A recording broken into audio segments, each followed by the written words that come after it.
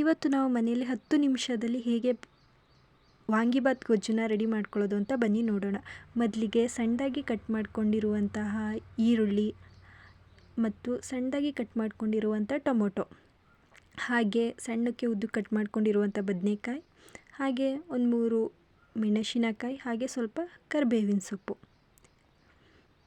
ಇವಾಗ ಒಂದು ಪ್ಯಾನಿಗೆ ಎಣ್ಣೆ ಹಾಕಿ ಸಾಸಿವೆ ಹಾಕಿ ಅದು ಚೆನ್ನಾಗಿ ಸಿಡಿದ್ಮೇಲೆ ಮೆಣಸಿನಕಾಯಿ ಹಾಕಿ, ಹಾಗೆ ಕರಿಬೇವಿನ ಸೊಪ್ಪು, ಆಮೇಲೆ ಟೊಮೊಟೊ, ಈ ಎಲ್ಲವನ್ನು ಹಾಕ್ಕೊಂಡು ಚೆನ್ನಾಗಿ ಮಿಕ್ಸ್ ಮಾಡ್ಕೊಳ್ಳೋದು.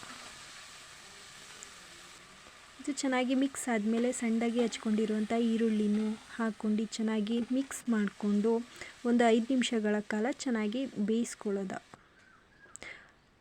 ಚೆನ್ನಾಗಿ ಅದು ಸ್ವಲ್ಪ ಬೆಂದಮೇಲೆ ಸಣ್ಣದಾಗಿ ಕಟ್ ಮಾಡ್ಕೊಂಡಿರುವಂಥ ಬದನೆಕಾಯನ್ನು ಹಾಕ್ಕೊಂಡು ಚೆನ್ನಾಗಿ ಮಿಕ್ಸ್ ಮಾಡಿಕೊಂಡು ಒಂದು 5 ನಿಮಿಷಗಳ ಕಾಲ ಚೆನ್ನಾಗಿ ಬೇಯಿಸ್ಕೋಬೇಕು. ಅದು ಚೆನ್ನಾಗಿ ಬೆಂದ ಮೇಲೆ ರುಚಿಗೆ ತಕ್ಕಷ್ಟು ಉಪ್ಪು ಹಾಕಿ ಚೆನ್ನಾಗಿ ಮಿಕ್ಸ್ ಮಾಡಿ ಮತ್ತು ಒಂದು 5ರಿಂದ 10 ನಿಮಿಷಗಳ ಕಾಲ ಚೆನ್ನಾಗಿ ಬದನೆಕಾಯಿ ಬೇಯೋವರೆಗೂ ಚೆನ್ನಾಗಿ ಬೇಯಿಸ್ಕೋಬೇಕು. ಅದು ಚೆನ್ನಾಗಿ ಬೆಂದ ಮೇಲೆ ವಾಂಗಿಬಾತ್ ಪೌಡರ್ನ ಹಾಕ್ಕೋಬೇಕು. ನಾನಿಲ್ಲಿ ಮನೆಯಲ್ಲೇ ಮಾಡಿರುವಂತಹ ವಾಂಗಿಬಾತ್ ಪೌಡರ್ನ 2 ಟೀ ಸ್ಪೂನಷ್ಟು ನಾನು ಇದಕ್ಕೆ ಹಾಕ್ಕೊಳ್ತಾ ಇದ್ದೀನಿ. ನೀವು ಅಂಗಡಿಯದಾದರೂ ಓಕೆ. ನಾನು ಮನೆಯಲ್ಲೇ ಇತ್ತು, ಮನೆಯಲ್ಲೇ ಮಾಡಿದ್ದೀನಿ ಅಂದ್ಬಿಟ್ಟು ನಾನು ಇದನ್ನು ಯೂಸ್ ಮಾಡ್ತಿದ್ದೀನಿ.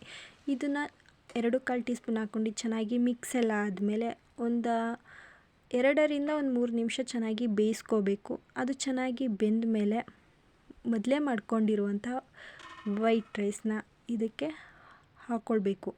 ಇದಕ್ಕೆ ಹಾಕ್ಕೊಂಡು ಚೆನ್ನಾಗಿ ಮಿಕ್ಸ್ ಎಲ್ಲ ಮಾಡಾದಮೇಲೆ ರುಚಿಯಾದ ವಾಂಗಿಬಾತ್ ಸವಿಯಲು ಸಿದ್ಧ.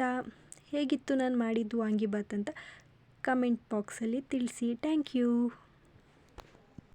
ಹಾಗೆ ನನ್ನ ಯೂಟ್ಯೂಬ್ ಚಾನಲ್ನ ಇನ್ನೂ ಯಾರು ಸಬ್ಸ್ಕ್ರೈಬ್ ಆಗಿಲ್ಲ, ಪ್ಲೀಸ್ ಸಬ್ಸ್ಕ್ರೈಬ್ ಆಗಿ, ಲೈಕ್ ಮಾಡಿ, ಶೇರ್ ಮಾಡಿ, ಕಮೆಂಟ್ ಮಾಡಿ, ಹಾಗೆ ಸಪೋರ್ಟ್ ಮಾಡಿ.